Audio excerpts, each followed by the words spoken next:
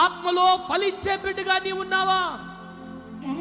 ఆత్మ తీవ్రత కలిగి, స్థిరత్వాన్ని కలిగి, ఆయన మీద ఆధారపడే అలవాటు కలిగి, ఆయన సన్నిధిలో కనిపెట్టే బిడ్డగా నీవు ఉండటానికి ఇష్టపడుతున్నావా?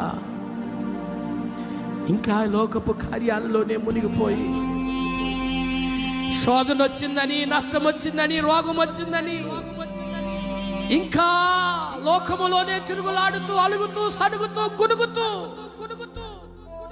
దేవుని ఆత్మలో ఆనందించలేకపోతున్నావా?